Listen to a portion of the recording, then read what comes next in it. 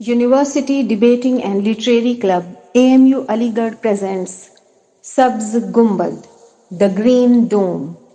कहानी और आवाज डॉक्टर F.S. शेरानी।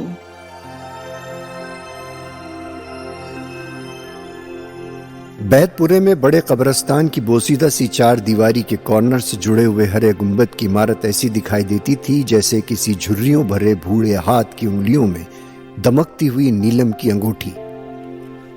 और क्यों ना हो, कब्रिस्तान की रियासत के जमाने में बनी हुई कंपाउंड वॉल पर रंग और रोगन का सवाल ही पैदा नहीं होता था।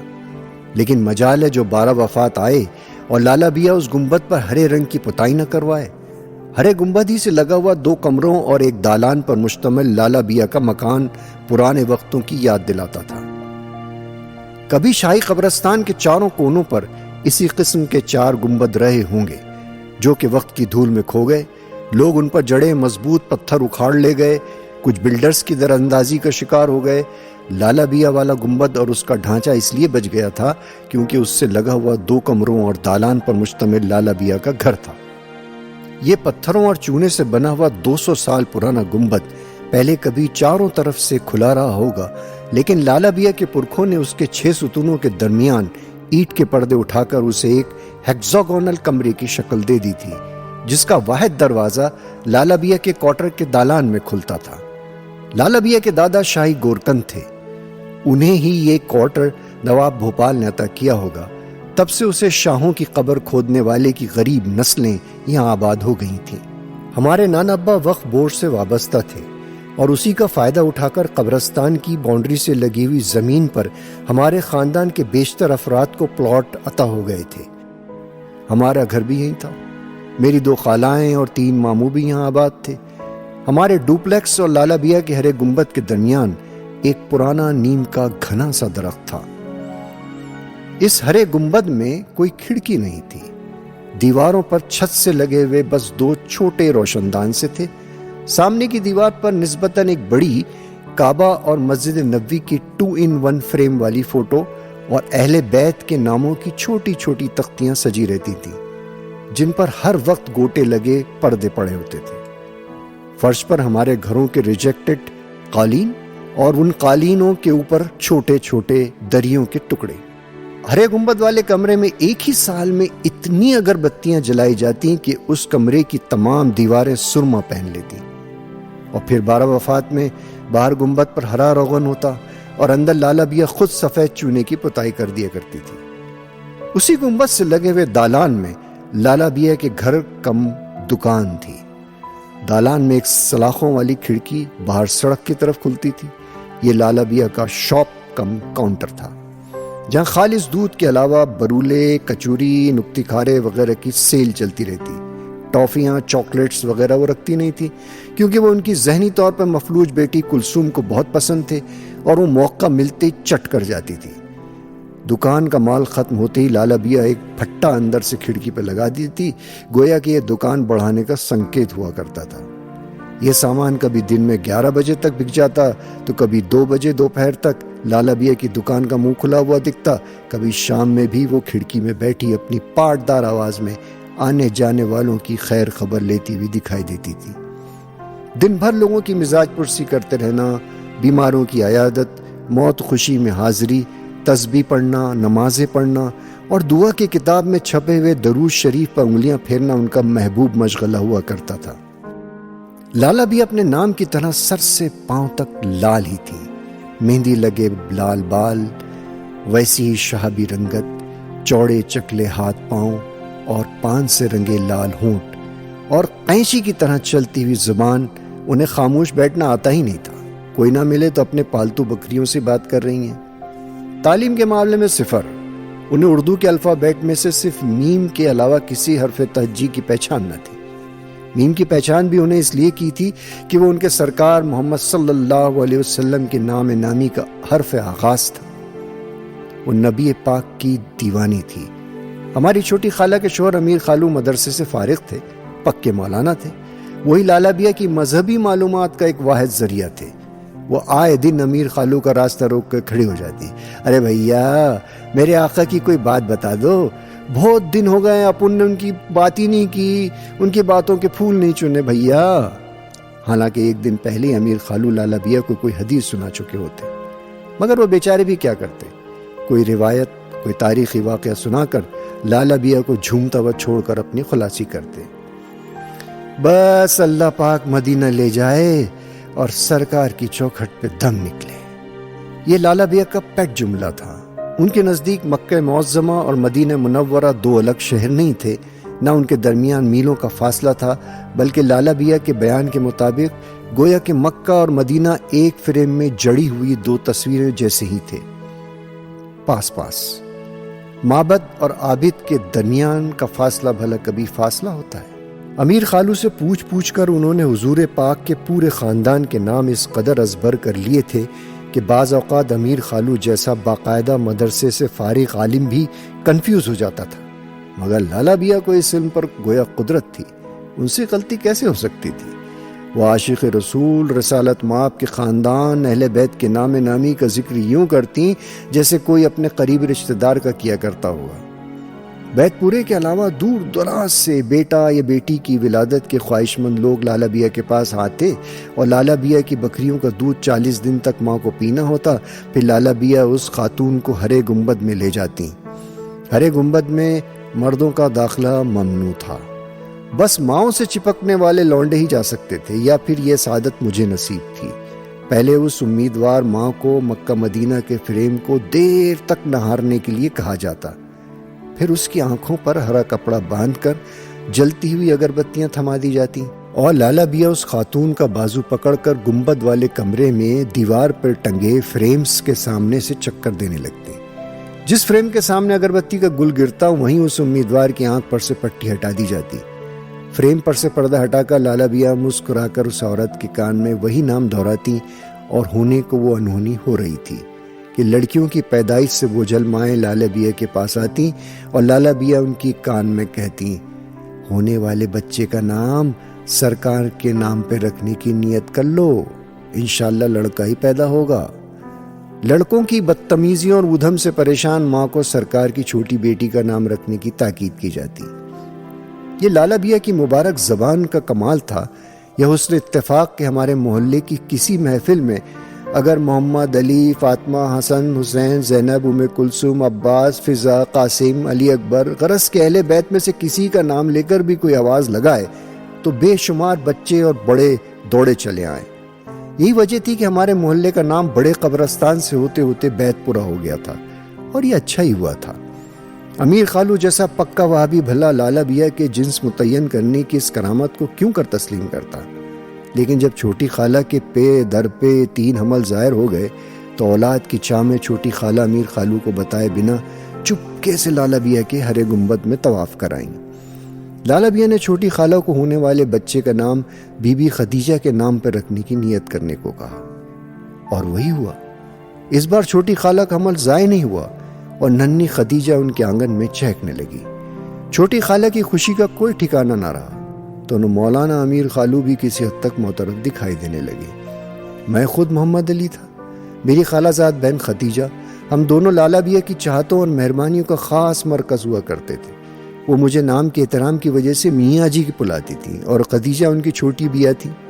خدیجہ مجھ سے 7 برس چھوٹی تھی، اسے لالا بیا سے اور لالا بیا کو خدیجہ سے غیر معمولی انسیت تھی، تو میں لالا بیا کا بہت معتبر منیم تھا، اس لیے کہ لکھنے پڑھنے حساب کتاب سے نابلد لالا بیا کے بہت سے کام میں چھوٹی موٹی مٹھائی اور کبھی کبھار محض خالی خولی پیار کے بدلے کر دیا کرتا تھا۔ جب بھی کوئی بڑا نوٹ لالا بیا کے ہاتھ لگتا، وہ مجھے دیکھ کر اشارے سے بلاتی۔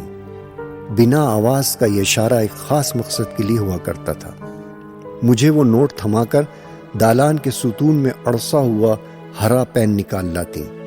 میرا کام نوٹ کے سفید والے خالی حصے پر اردو میں میم لکھنے کا ہوتا تھا، پھر اسی رازداری سے وہ نوٹ ہرے گنبد میں لگے مکہ مدینہ کے فریم کو چھلا کر اس کے ایک دم نیچے زمین پر بچھے ہوئے قالین کے کونے کو الٹ کر اس کے نیچے غائب کر دیا جاتا۔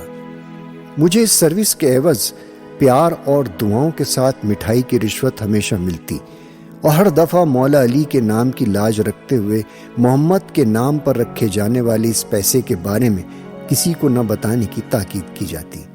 یہ بات اتنی بار دہرائی گاس کسی کو نہیں بتایا، نہ اپنے والدین کو، یہاں تک کہ اپنی رازدار خدیجہ کو بھی نہیں۔ محلے کے جتنے محمد، علی، حسین، حسن، فاطمائیں اور زینبیں وغیرہ وغیرہ تھیں، ان کے لیے لالا بیا کی کھڑکی وہ لنگر تھی جس میں کھانے پینے کی چیزیں وہ مفت بھی حاصل کر سکتے تھے۔ تعجب کی بات یہ تھی کہ لالا بیا اپنے اس ہنر ہونے والے بچے کی جنس کے تعین کرانے کے لیے کوئی فیس نہیں لیتی تھی، سوائے 40 دنوں تک ان کی دکان سے دودھ خریدنے کے علاوہ کوئی اجرت نہیں تھی۔ کوئی خوش ہو کر دینا بھی چاہتا تو صاف منع کر دیتی، ارے بھیا میرا مکہ مدینے کا سفر کھوٹا کرواؤ گی کیا؟ آئیں کسی سے کہتی، سرکار دو عالم کوثر کے حوض پر میرا ہاتھ جھٹک دیں گے جو بچے کو نام دینے کے بدلے کچھ لیا تو۔ ہاں کوئی مٹھائی وٹھائی دیتا تو بچوں میں بانٹ کر ہی دم لیتی۔ یہ وجہ تھی کہ اکثر بچوں کا ہجوم ان کی کھڑکی پر جھومتا ہوا نظر آتا۔ اگر کبھی لالا بیا کی ایڈوائس کے باوجود بچہ وہی جنس لے کر نہ پیدا ہوتا تو لالا بیا صاف طور پر پلہ جھاڑ لیتی۔ اے ہے بی بی، دل سے نیت نہیں کی ہوگی آپ نے، ورنہ ایسے کیسے ہو سکتا ہے بچے کا نام محمد رکھنے کی نیت کرو اور اللہ بیٹی دے؟ ارے توبہ کرو، تم نے ضرور کوئی شاہ رخ، سلمان، تیمور سوچا ہوگا کہ اصلی نام تو یہ رکھوں گی۔ اب میرا موڈ خراب مت کرو، اچھا جاؤ بیٹی کا نام زینب رکھ کر اچھی طرح پالن پوشن کرو، بیٹوں سے زیادہ کارآمد ثابت ہوگی۔ میری بات گرہ میں باندھ لیو، تجربے سے کہہ رہی ہوں۔ ایک دن اچھے خاصے مولوی صاحب لالا بیا کے دالان میں اپنی بیگم کا انتظار کرتے نظر آئے۔ لالا بیا ان کی حاملہ بیگم کو ہرے گنبد کا طواف کروا کر لے آئیں۔ لالا بیا کا فرمان تھا، سرکار کے بڑے بیٹے کا نام آیا ہے، وہ رکھنے کی نیت کرو۔ مولانا کو تشویش میں دیکھ کر لالا بیا کے ہونٹوں پر وہی فخریہ مسکراہٹ بکھر گئی۔ ارے میاں، سرکار کے بڑے بیٹے کا نام نہیں جانتے؟ کیسے مولوی ہو جی؟ عبداللہ علیہ السلام، قاسم ابن محمد اور ابراہیم ابن محمد کو ملا کر 3 بیٹے ہوئے تھے میرے آقا کو، سب بچپن میں ہی فوت ہو گئے۔ یتیمی کے علاوہ اولاد کی موت کا دکھ بھی دیکھا میرے آقا نے، نواسوں کی دردناک موت کی پیشن گوئی بھی تو دی گئی تھی ان کو، میرے در یتیم کو۔ کمبختوں نے نبی پاک کے سارے خاندان کو ختم کر ڈالا، ان کی قبروں میں کیڑے پڑے کمینوں کے، چھوٹے معصوم دودھ پیتے بچوں کو بھی نہیں چھوڑا۔ لالا بیا کی آنکھوں سے بھل بھل آنسو بہنا لازمی تھا۔ مولوی صاحب خجل سے چلے گئے۔ بچوں کی جنس تو کجا، اب تو یہ حال ہو گیا تھا اگر کسی کی بڑی بہو خرافاتی نکلتی تو چھوٹے بیٹی کی شادی کرنے سے پہلے والدین لالا بیا سے رجوع کرتے اور ان کا فرمان ہوتا، چھوٹی دلہن کا نام بدل کر بی بی فاطمہ کی چھوٹی بہو کے نام پر رکھ دو، نیک قدم ثابت ہوگی، گرہ میں باندھ لیو۔ لوگ شہید کربلا کی بیگم کا نام ڈھونڈنے میں لگ جاتے، کیونکہ لالا بیا کے سامنے حضور اقدس کے خاندان سے لا علمی کسی کفر سے کم نہیں تھی۔ وہ آواز بلند ڈانٹنے لگتی، ارے بی بی خدا کا خوف کرو، کیسے مسلمان ہو آئیں کہ سرکار کے بچوں کے نام تک نہیں معلوم؟ قیامت کے دن ان میں سے کوئی سامنے پڑ جائے گا یا اپنا نام بتائے گا تو تم ایسی بغلیں جھانکو گے ہیں؟ تو پھر تمہاری بخشش تو ہونے سے رہی بی بی، توبہ کرو توبہ، 10 غریبوں کو کھانا کھلاؤ، وغیرہ وغیرہ۔ جیسا کہ پہلے کہہ چکا ہوں کہ لالا بیا والے حصے میں ریاست کے زمانے میں لالا بیا کے دادا رہا کرتے تھے جو شاہی قبرستان کے گورکن تھے۔ لالا بیا ان کے آبائی گاؤں میں پیدا ہوئیں، وہیں پلی بڑھی۔ گاؤں کے دستور کے مطابق ان کی بھی کم عمری میں لال میاں سے شادی ہو گئی تھی، اور پھر جب اوپر تلے لال بیا کے 7 بچے فوت ہوئے، 8ویں بچے کی ولادت سے پہلے لال میاں اور لالا بیا کو ان کے والد بھوپال لے آئے، جہاں لالا بیا نے اپنی 8ویں اولاد کلثوم کو جنم دیا۔ کلثوم کا پیدائشی طور پر ایک ہاتھ نہیں تھا اور پیر بھی ٹیڑھے تھے۔ کلثوم کی زندگی تھی اور شہر میں علاج کی سہولتیں جو کمزور اور اپاہج ہونے کے باوجود بچ گئی، اور شاہی گورکن کو اپنی پوتی کی قبر کھودنے کا درد انگیز فریضہ ادا نہیں کرنا پڑا۔ عورتوں کی محفل میں اکثر لالا بیا سے کلثوم کی پیدائش پر اپنے شوہر لال میاں سے کہا ہوا ڈائلاگ دہرانے کی فرمائش کی جاتی، تو لال بیا پہلے قہقہ لگاتی اور پھر بتاتی، میں نے اللہ رکھے کلثوم کے ابا سے کیا آیا، بس بھی کرو میاں، اب تو کٹے پھٹے آنے لگے۔ سامعین زور کا قہقہ لگاتے کہ آنکھوں سے پانی بہہ اٹھتا۔ لالا بیا بھی ان کے ساتھ ہنسی میں شامل ہو کر پلوں سے آنکھیں خشک کر رہی ہوتی، جہاں خوشی کے آنسو نہیں غم کا تیزاب کشید ہوتا ہوگا۔ جس ماں نے اپنے جگر کے ٹکڑوں کے 1-2 نہیں 7 جنازے دیکھے ہوں، جس کے ہر بچے کے ساتھ موت کا سایہ بھی گھر آیا کرتا ہو، جس کی اکلوتی اپاہج بیٹی تو بچ گئی، لیکن ابھی وہ 2 برس کی بھی نہیں ہوئی تھی کہ لال بیا کے شوہر لال میاں اپنی بکریوں کو چرانے شاہی قبرستان گئے اور وہاں جھاڑیوں میں زہریلے سانپ کے ڈسنے سے جہاں باق ہو گئے۔ بھلا وہ اس لطیفے پر کیسے سچی ہنسی ہنس سکتی تھی؟ لال بیا کو 8واں جنازہ دیکھنا تھا، سو لال میاں کی لاش کی صورت میں دیکھ لیا۔ اپنی اپاہج اور کن ذہن بیٹی کے لیے اسے جینا تھا، سو جیتی چلی گئی۔ بس اب ان کی ایک ہی خواہش تھی کہ کہیں سے کوئی اللہ کا بندہ کلثوم کی ذمہ داری قبول کر لے اور وہ مکہ مدینہ چلی جائے اور سرکار کی چوکھٹ پہ اس کا دم نکلے، مگر اللہ کے بندے دم مارے بیٹھے ہوئے تھے۔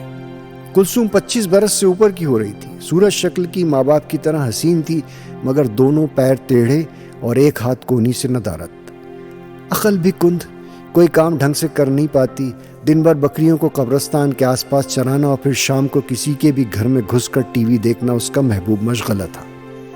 لال بیا جتنی چرب زبان وہ اتنی خاموش، بکریوں کی صحبت میں رہتے رہتے اسے بھی منمنا کر بولنے کی عادت پڑ گئی تھی، اجنبی شخص اس کے لہجے پہ مسکرائے بنا نہیں رہتا۔ بھلا ایسی لڑکی سے کون شادی کرتا؟ لال بیا اور مکہ مدینہ کے بیچ کلثوم بحر عرب کی طرح حائل ہو کر رہ گئی تھی۔ ہمارے پورے کنبے میں مالی طور پر بدحالی کا کوئی شکار تھا تو وہ چھوٹی خالہ ہی تھی۔ نانا ابا کے بھیجا لاڈ پیار سے بگڑی ہوئی، نماز روزے سے سروکار نہیں، فیشن تفریح میں اول، کانوینٹ کی پڑھی ہوئی، ہندوستانی فلموں اور انگریزی گانوں کی دل دادا۔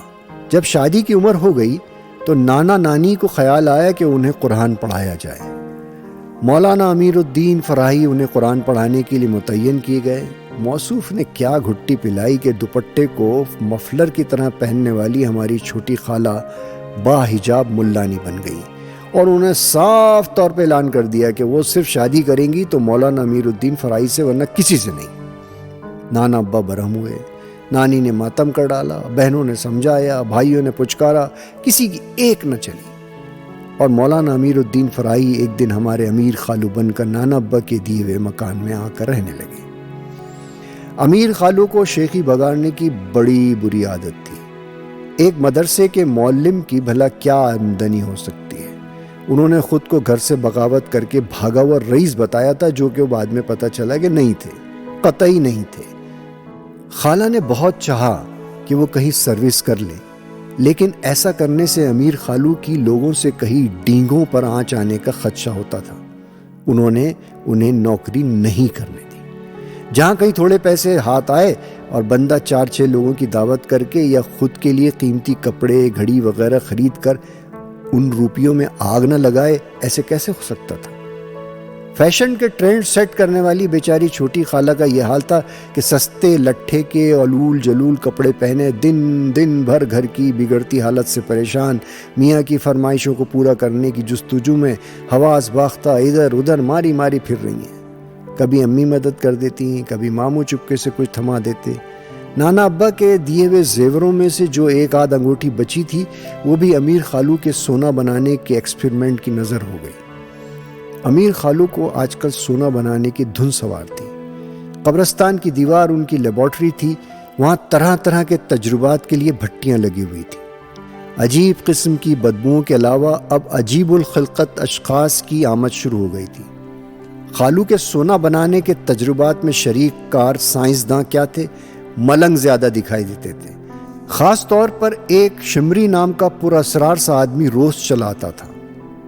بے ترتیب بال، بڑی ہوئی داڑھی اور مونچھیں، گلے میں مالائیں، ہری لال پیلی انگوٹھیوں سے بھری موٹی موٹی انگلیاں اور نیولے کی سی آنکھیں جنہیں دیکھ کر ہی خوف آئے۔ وہ نیم کے پیڑ کے نیچے اپنی منڈلی کے ساتھ جم جاتا اور آتی جاتی خواتین کو جس انداز سے للچائی آنکھوں سے تاڑتا رہتا تھا کہ اس کی موجودگی میں کالونی کی عورتیں باہر جانا اوائڈ کرنے لگی تھیں۔ ماموں غصہ ہوتے، ابا بل بلاتے۔ بڑے قبرستان میں نوابوں کے چھوٹے بڑے مقبرے ہر قسم کے انسانی حشرات الارض کی آماجگاہ تھی۔ شمری کو اس سے بہتر کیا ٹھکانہ مل سکتا تھا؟ امیر خالو اسے کالونی میں کیا لے کر آئے، وہ ہاتھ پاؤں پھیلا کر وہیں پسر گیا۔ ایک دن تو حد ہو گئی، وہ اپنے گرگوں کے ساتھ نیم کے پیڑ کے چبوترے پر بیٹھا ہوا ہنسی ٹھٹول کر رہا تھا کہ لالا بیا کی خبط الحواس بیٹی کلثوم وہاں آ گئی۔ شمری کے ایک چھچورے ساتھی نے ٹافی جیب سے نکالی تو کلثوم دیکھتی اس پہ جھپٹی اور جھونک میں شمری کی گود میں جا گری۔ شمری نے کلثوم کو دبوچ لیا، اس کے منہ سے بے اختیار سسکی نکلی، اور تیری تو یہ لنگڑی بالی تو بہت سخت مال ہے بے، بڑا رسیلا لنگڑا ہے بے یہ تو، ارے بڑا رسیلا ہے۔ شمری کی آنکھیں ہوس کی آنچ دے رہی تھی۔ کلثوم ٹافی پا کر اب شمری کی گرفت سے نکلنے کے لیے مچل رہی تھی، شور مچا رہی تھی۔ آدم خور جانور کو گوشت سے غرض ہوتی ہے، پھر چاہے وہ کسی نیم پاگل کا ہی کیوں نہ ہو۔ لالا بیا شور کی آواز سن کر گھر سے باہر آئی تو اپنی معصوم بچی کی یہ درگت بنتے دیکھ کر ان کے تن بدن میں آگ لگ گئی۔ آؤ دیکھا نہ تاؤ، انہوں نے بکریوں کو ہانکنے والا ڈنڈا اٹھایا اور 2 درے شمری کے جڑ دیے۔ شمری اس غیر متوقع حملے کے لیے تیار نہیں تھا، اس لیے چوٹ کھا گیا۔ اس کے ساتھ ہی ہائے ہائے کرتے رہ گئے۔ شمری اپنی جسامت ہولی کی وجہ سے اتنا ہیبت ناک دکھائی دیتا تھا کہ لوگ اس سے آنکھ ملانے سے کتراتے تھے۔ اسے امید ہی نہیں تھی کہ ایک عمر رسیدہ خاتون سرے عام اس کا بینڈ بجا دے گی۔ وہ شوق سے ابھرا تو کلثوم کے ہنسنے پر اس کا بپھرنا لازمی تھا۔ اس سے پہلے وہ لالا بیا کے ساتھ کوئی ناروا سلوک کرتا، امیر خالو امداد خداوندی بن کر لالا بیا اور شمری کے بیچ ڈٹ گئے۔ کالونی والے پہلے سے شمری اور اس کے ساتھیوں کی آمد سے پھگے ہوئے تھے، سب نکل آئے اور پھر معاملہ لالا بیا کا تھا۔ سب کے سب ان کی حمایت میں آن کھڑے ہوئے۔ شمری اور ان کے ساتھیوں کو وہاں سے چپ چاپ چلے جانے میں عافیت نظر آئی۔ وہ لالا بیا کو مزہ چکانے کی دھمکیاں دیتا چلا گیا۔ اس کے ہمراہ لوگوں نے امیر خالو کو بھی آڑے ہاتھوں لے لیا کہ ان کی وجہ سے اس قسم کے عناصر کو کالونی میں داخلے کا پروانہ مل رہا ہے، وغیرہ وغیرہ۔ بہرحال اس ایپیسوڈ کا یہ فائدہ ہوا کہ شمری اور اس کے ساتھیوں نے ہماری کالونی کا رخ نہیں کیا اور امیر خالو کی سونا بنانے والی لیب کے قبرستان میں منتقل ہو جانے سے ہمیں بدبودار زہریلے دھوئیں، غلط آمیزش سے پیدا ہونے والی چنگاریوں اور آئے دن کے چھوٹے بڑے دھماکوں سے خلاصی مل گئی۔ دن سکون سے گزر رہے تھے۔ میری میڈیکل کالج کی انٹرنشپ میں ڈبل شفٹ چل رہی تھی۔ رات گئے اسپتال کی ڈیوٹی سے لوٹا کرتا تھا۔ خدیجہ فرسٹ ایئر MBBS میں آ گئی تھی۔ خالہ اور خالو جتنے اتاولے اور ناسمجھ، ان کی بیٹی اتنی دور رس اور محنتی نکلی۔ اس دن میں خدیجہ کے ساتھ میڈیکل کالج سے لوٹا تھا۔ میں بائک کھڑی کرنے لگا۔ خدیجہ موٹر سائیکل سے اتر کے حسب عادت لالا بیا کو سلام کر کے دعائیں بٹورتی ہوئی اپنے گھر میں غائب ہو چکی تھی۔ میری نظر لالا بیا سے ٹکرائی تو انہوں نے وہی مخصوص اشارے سے مجھے ان کے پاس آنے کے لیے کہا۔ مطلب ظاہر تھا، انہیں نوٹوں پر میم لکھوانا تھا۔ میں نے وہی کھمبے میں اڑسا ہوا پین نکالا۔ لالا بیا نے 100 کے 4 نوٹ میرے سامنے کر دی۔ میں نے ابھی 3 نوٹوں پر میم لکھا ہی تھا کہ چوتھا نوٹ لالا بیا نے میرے سامنے سے واپس اٹھا لیا۔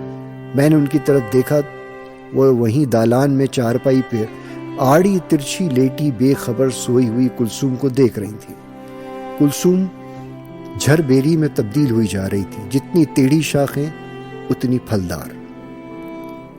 یہ پیسے اس ناس پیٹی کے لیے رکھ لیتی ہوں۔ بنا میم کا نوٹ لال بیا نے میم والے نوٹ کے نیچے رکھتے ہوئے کہا، بس کوئی اللہ کا بندہ اس نصیب جلی کا ہاتھ تھام لے اور میں مکہ مدینہ چلی جاؤں، میرے سرکار کی چوکھٹ پر میرا دم نکل جائے۔ بس کوئی ملتا ہی نہیں بھیا، یہ کمبخت آکاش بیل بنی جا رہی ہے، بڑھتی جا رہی ہے۔ بکریوں کو چرا کر آئیں گی تو بس سوتی رہیں گی۔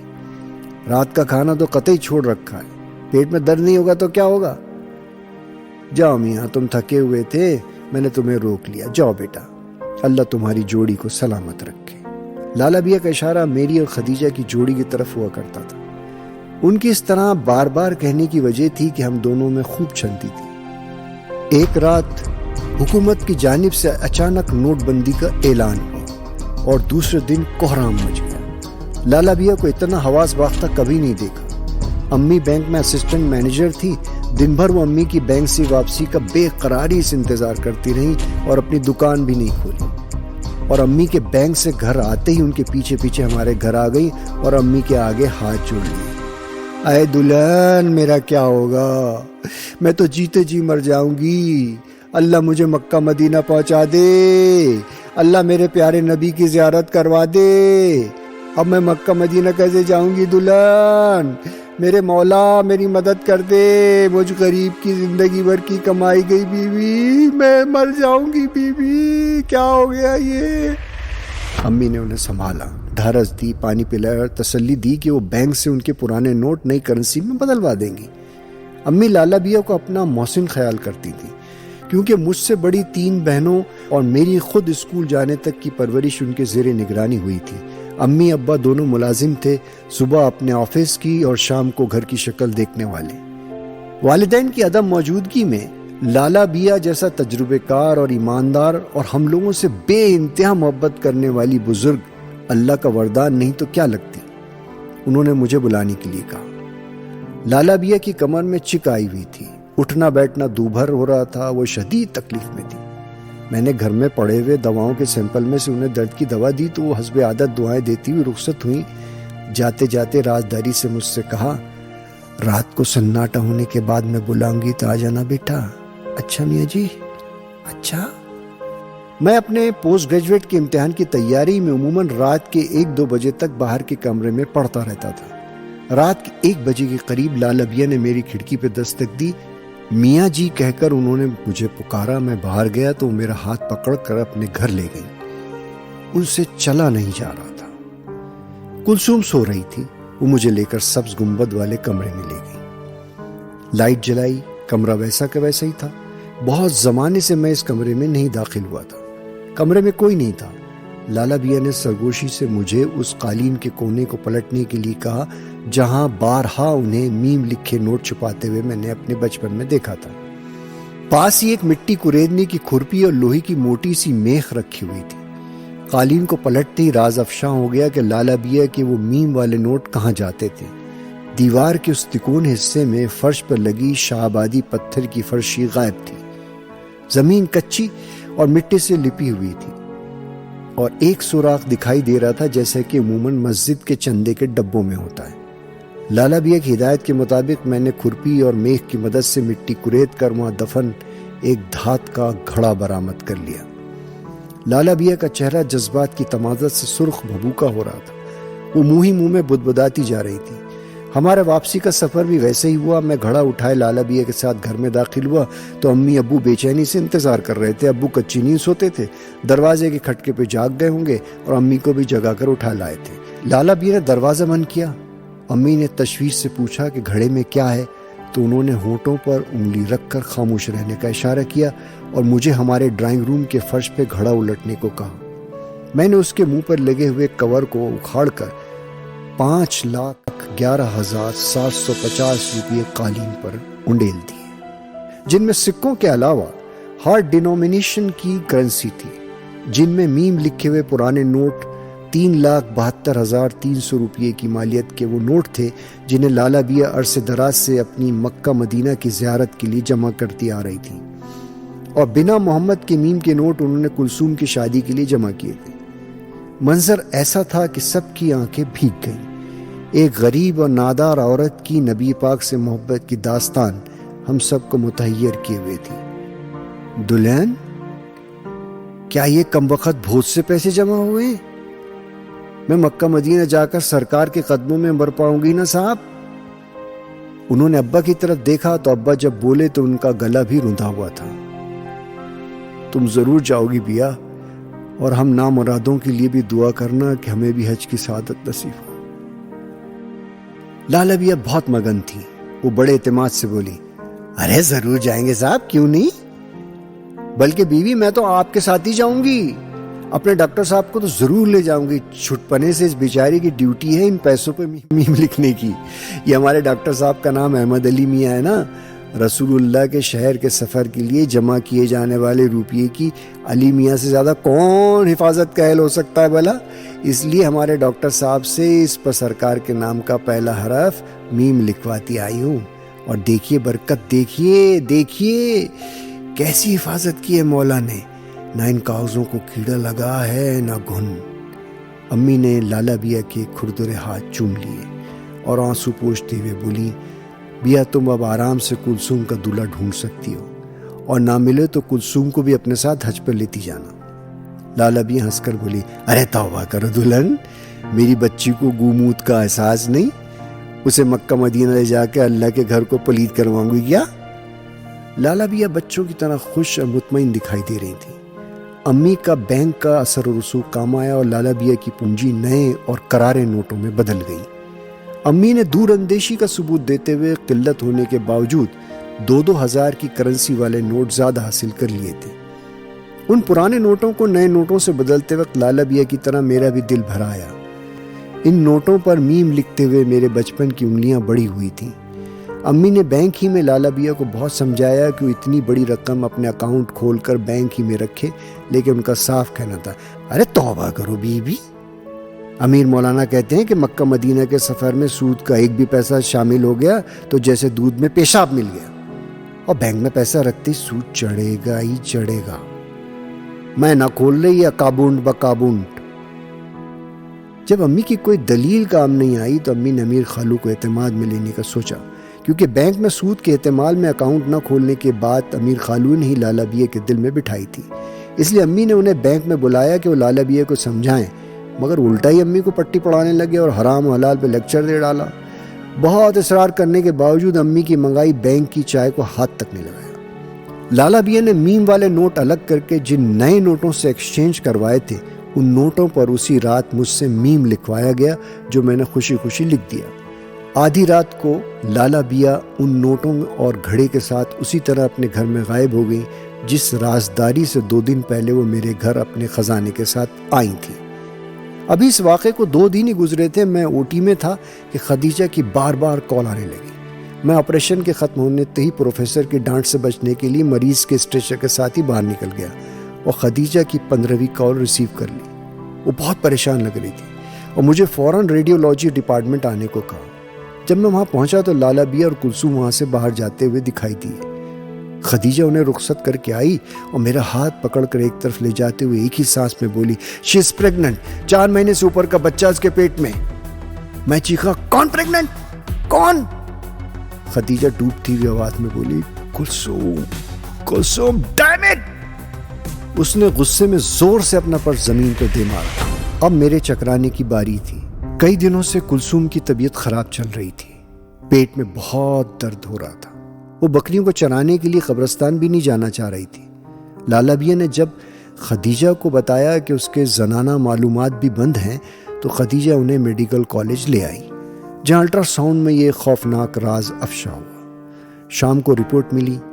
ہم دونوں نے لالا بیا کو جب یہ بتایا تو بیچاری غش کھا کر لمبی لمبی لیٹ گئی۔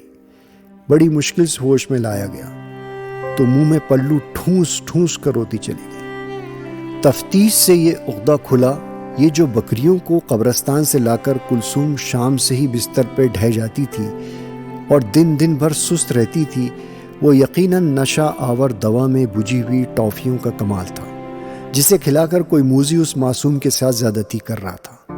کلثوم کی پیدائش کے چند ماہ کے بعد ہی اس کے باپ کو جس قبرستان میں زہریلے سانپ نے ڈسا تھا، اسی قبرستان میں کوئی انسان نما جانور اس کی بیٹی کو بھی ڈس چکا تھا۔ وہ نیولا کون ہو سکتا ہے؟ کلثوم سے جو کچھ معلومات حاصل ہوئی، اس سے اندازہ ہوا کہ یہ بہیمانہ فعل شمری اور اس کے ذلیل ساتھیوں کا ہے۔ لالا بیا کلہاڑی لے کر شمری کو قبرستان میں تلاش کرتی رہی، مگر وہ ملا نہ اس کا کوئی ساتھی۔ 4 ماہ کے حمل کو ضائع کرنا ماں کے لیے جان لیوا ہوتا ہے۔ لالا بیا کی دکان بند تھی اور ان کے جانور بھوکے۔ ہم لوگ کوئی حل تلاش کرنے کے لیے اپنے پروفیسروں سے رجوع کر رہے تھے، جو بجائے حل تلاش کرنے کے پہلے ہم پر ہی شک کرنے لگتے، گویا کہ ہم دونوں کلثوم کا نام لے کر خدا نخواستہ خدیجہ کے حمل کا مداوع معلوم کرنے آئے ہیں۔ خدیجہ بفر جاتی، بھلے انگلش اسکول میں پڑھی ہو، لیکن اس کی خالص دینی ماحول میں پرورش ہوئی تھی۔ میرے کزن کی نسبت سے ہاتھ پکڑنے اور کبھی کبھار گلے لگ جانے کے علاوہ وہ کسی بھی رومانٹک پیش رفت کو گناہ خیال کرتی تھی۔ اس کے لیے ڈاکٹروں کی دزدیدہ نظریں برداشت کرنا بڑا کٹھن مسئلہ تھا۔ پھر وہ ایک دن پھٹ پڑی، کسی پروفیسر کے شک کرنے پر نہیں بلکہ لالا بیا کی حرکت پر۔ لالا بیا بھی کلثوم کا حمل ضائع کرنے کے لیے ہم سے زیادہ بے قرار تھی۔ میڈیکل کالج میں اسٹرائک الگ سے شروع ہو گئی تھی۔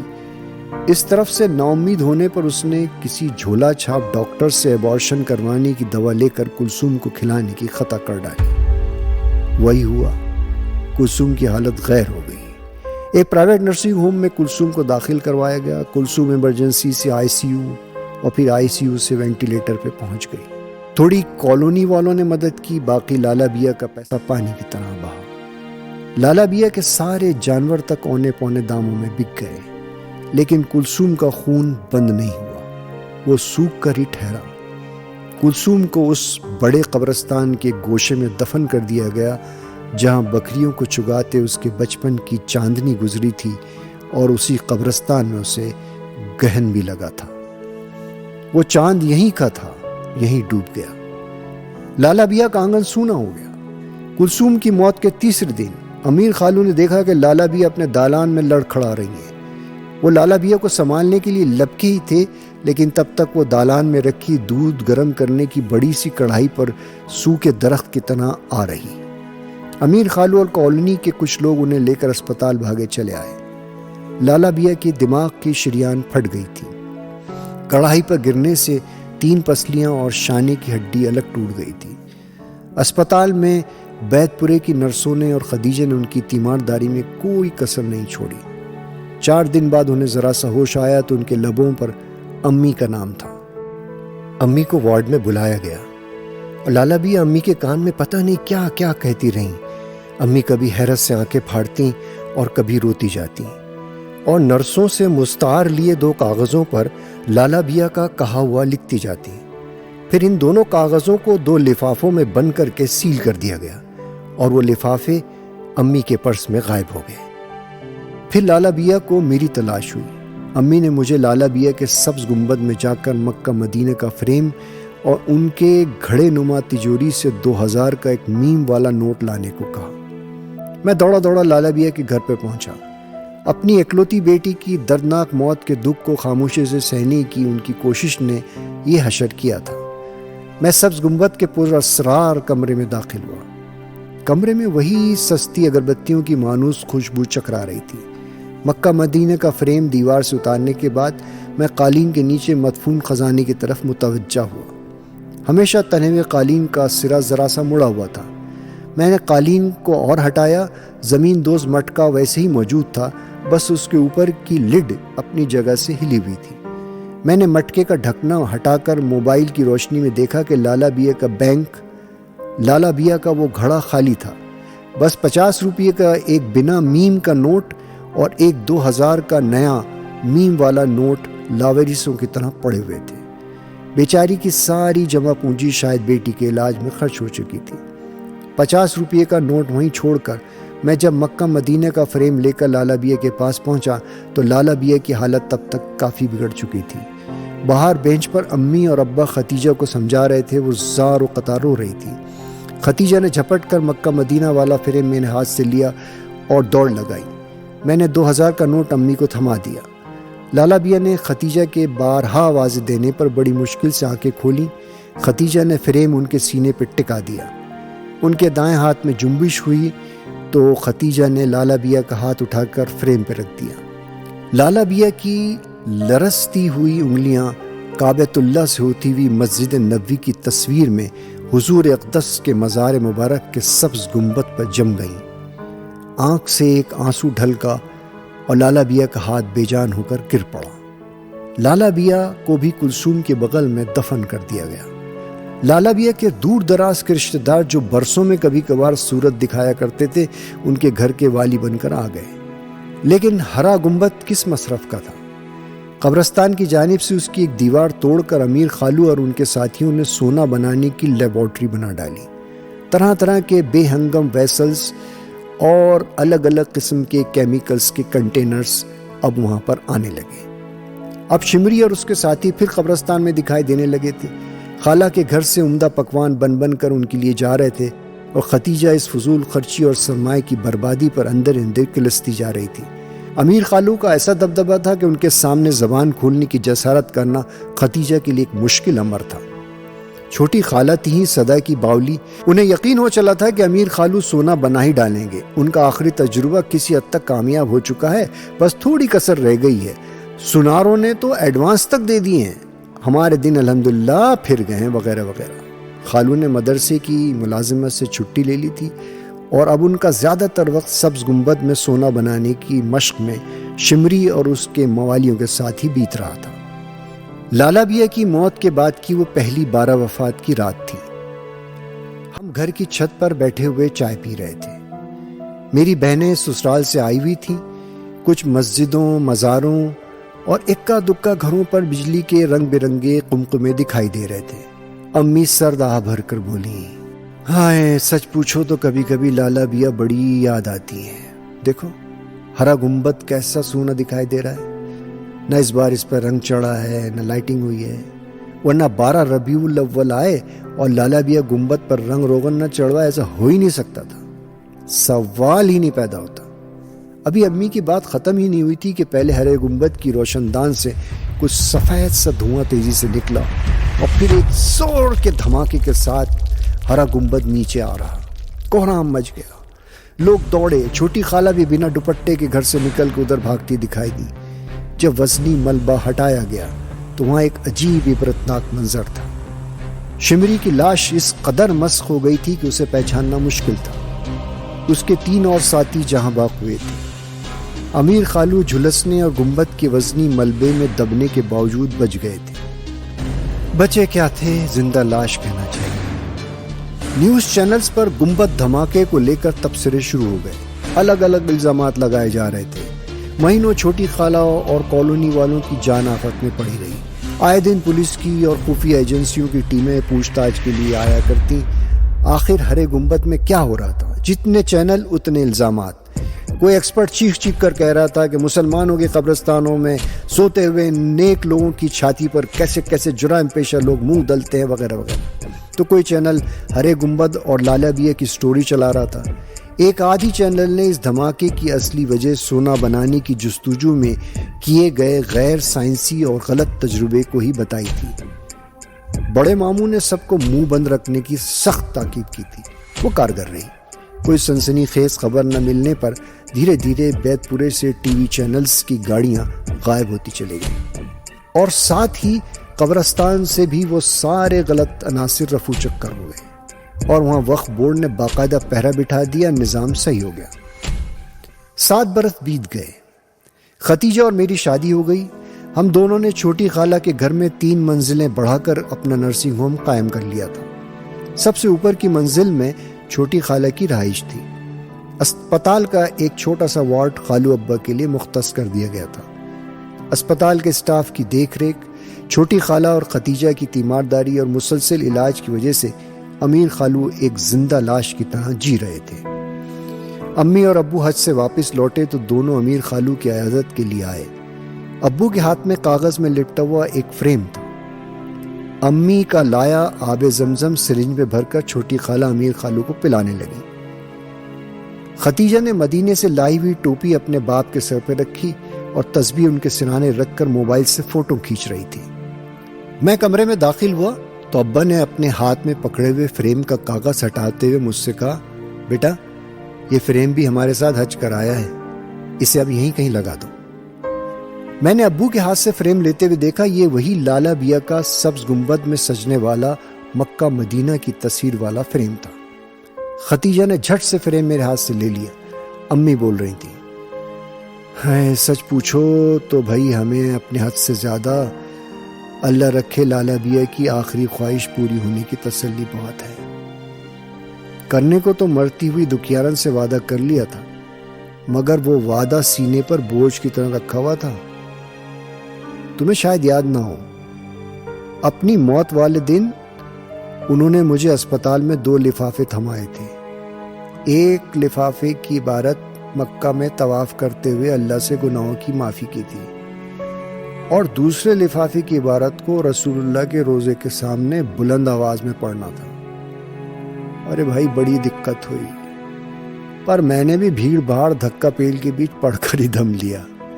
اللہ جانے کہاں سے اتنی طاقت آ گئی تھی کہ ٹس سے مس نہیں ہوئی میں۔ سب کے ساتھ امیر خالو نے بھی امی کی طرف دیکھنا شروع کر دیا تھا۔ ان کا چہرہ بگڑنے لگا۔ ختیجہ نے اصرار کیا، امی پلیز بتائیے نا کیا کہنے کے لیے کہا تھا لالا بیا نے۔ ارے بیٹی، مرنے والی سے وعدہ کیا تھا کہ صرف مدینے میں ہی اسے پڑھوں گی، لیکن اب چونکہ ان کی خواہش پوری ہو چکی ہے اسے پڑھنے میں کوئی حرج نہیں میرا خیال سے۔ امی نے پھیکی سی مسکراہٹ کے ساتھ ابو کی طرف دیکھا۔ انہوں نے پڑھنے کا اشارہ کیا تو انہوں نے پرس میں سے لفافہ نکالا۔ اسپتال کے ایڈمٹ سلپ کے پیچھے لکھی عبارت پڑھنے لگی۔ اے خدا کے پاک رسول، آپ کی یہ باندھی ساری زندگی آپ کی چوکھٹ کی دھول بننے کی تمنا میں جیتی رہی کہ ایک دن ہرے گنبد کو اپنی آنکھوں سے دیکھ لوں، آپ کے روزے کی جالی پکڑوں اور مجھ گناہگار کا دم نکل جائے کہ ایک ہی صورت مجھ کو سمجھ میں آتی ہے آپ پرواری جانے کی۔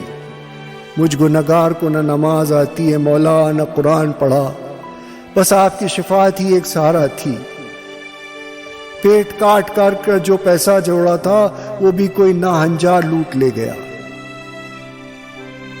اب میں فقیراً مکہ مدینہ کا سفر کرتی تو بھلا کیسے کرتی؟ بس مجھ غریب کا دم، میری جان کا صدقہ قبول کر لو۔ آپ پرواری جا رہی ہوں، مجھے حوض کوثر پر پہچان لینا مولا۔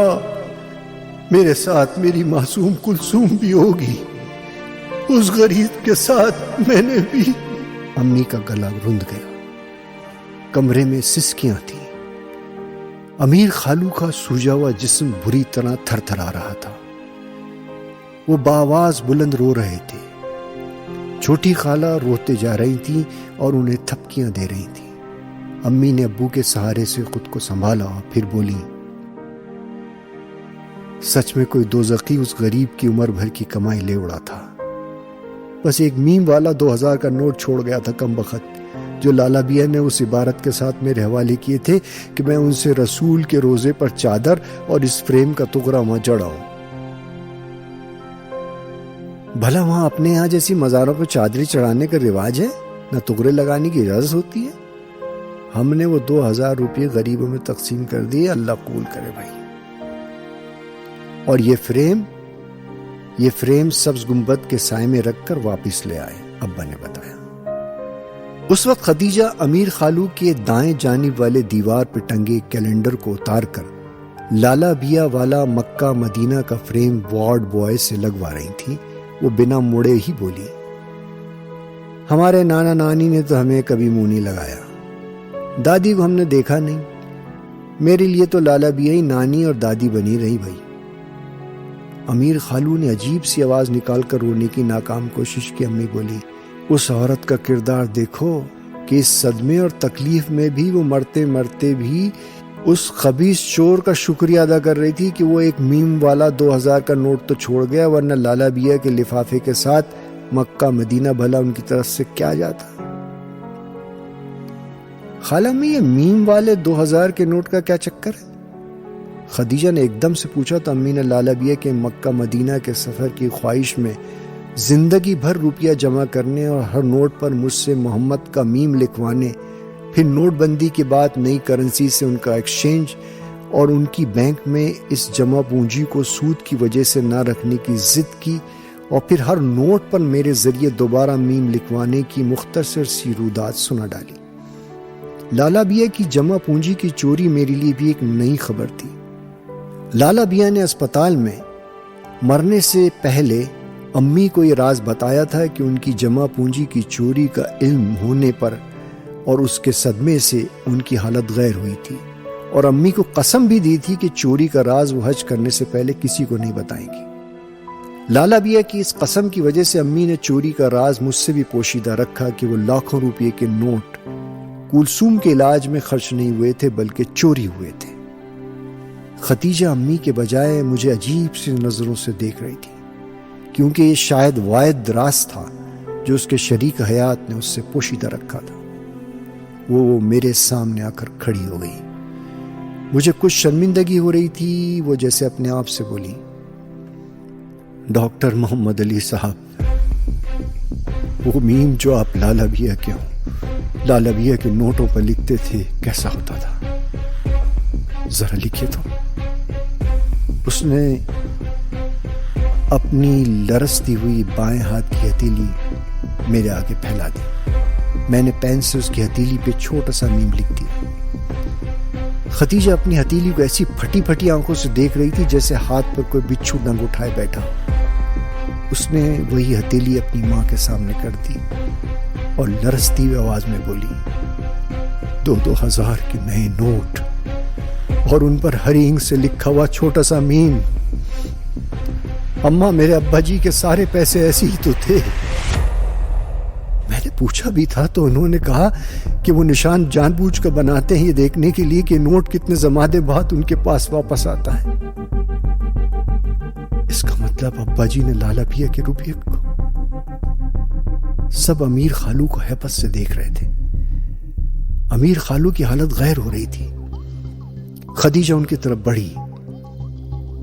کہہ دیجئے کہ وہ میم والے نوٹ آپ کو کسی اور نے نہیں دیے تھے. کسی اور نے نہیں دیے تھے نا آپ کو.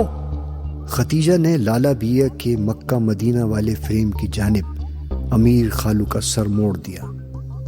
ادھر دیکھیے ابا جی اور سچ بولیے. ابو بولیے اس فریم کو دیکھیے اور سچ بتا دیجئے وہ نوٹ آپ کو کس نے دیے تھے؟ شمری نے دیے تھے نا؟ بولیے ابو. امیر خالو نے روتے ہوئے انکار میں سر ہلایا تو چھوٹی خالہ چیخ پڑی, شمری نے نہیں دیے تھے؟ خدیجہ کو پھر بھی یقین نہیں آیا. تو پھر آپ نے میری لالا بیا غریب کے ہاں ڈاکہ ڈالا تھا. آپ نے ڈاکہ ڈالا تھا ابا جی. امیر خالو کے منہ سے ہاں کے ساتھ دھواں سا نکلا. خدیجہ نے امیر خالو کے سر سے ایسے ہاتھ ہٹایا جیسے جلتے ہوئے کوئلے پر پڑ گیا. ادھر خدیجہ بڑبڑا رہی تھی, یہ کیسے ہو سکتا ہے؟ ایک جاہل عورت رسول پر واری اور ایک عالم مولانا امیر الدین فراہی ابو جہل کا ہواری. بات شاید صرف علم کی نہیں, عمل, ایمان, نفس, آرزو, خواہشات اور سب سے بڑھ کر صبر کی ہے. امیر خالو کے منہ سے خون کی پچکاری نکلی اور ان کی آنکھیں پتھرانے لگی اور ان کا سر مکہ مدینہ کے فریم کی مخالف دیوار اور اٹیچ ٹوائلٹ کے دروازے کی طرف ڈھلک گیا. ڈھونڈنا ہو تو جبینوں کے نشان پہچانو, کوئے محمد میں کہاں پاؤں کے بل جاتے ہیں.